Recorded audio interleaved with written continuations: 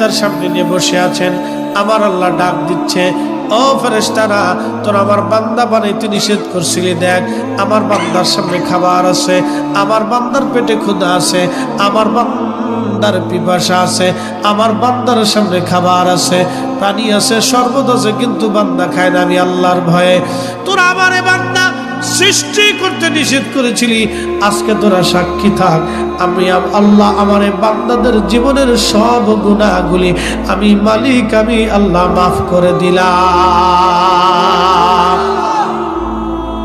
এখন প্রশ্ন, ইফতার কি একা করবেন না আরো 10 জন নিয়ে করবেন? আরো 10 জন নিয়ে করবেন। বলে হুজুর কারণটা কি?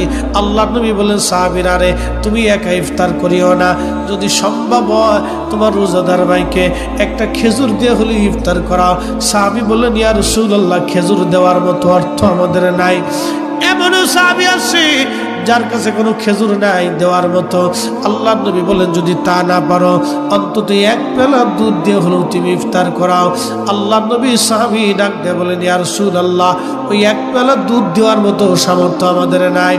আল্লাহ নবী বলেন, সাহাবীরা যদি তা না পারো তাহলে অন্তত 1 পেলা পানি দিয়ে হলেও ইফতার করাও।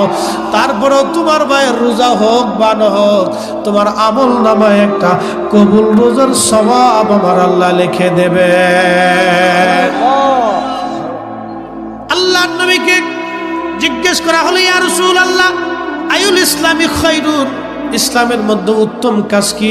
নবীজি বলেন, তুতঈমুত তাআম, মানুষকে খাদ্য খাওয়াও, মানুষকে খাওয়াও, এটা ইসলামের মধ্যে উত্তম একটা কাজ।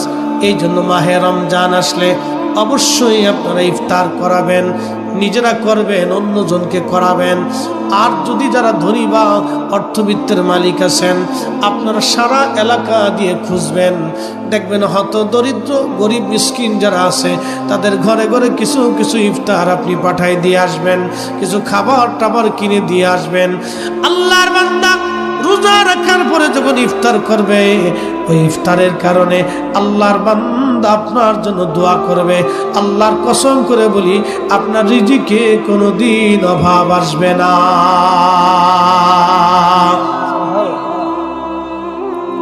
মাহে রমজানে কেউ যদি একটা নফল ইবাদত করে, অন্য মাসে একটা ফরজ ইবাদতের সমান সওয়াব হয়ে যায়। মাহে রমজানে কেউ যদি একটা ফরজ ইবাদত করে, অন্য মাসে 70টা ফরজ ইবাদতের সমান সওয়াব নেকি আমার আল্লাহ বান্দার আমল নামায় লিখে দেয়। মাহে রমজানে রোজার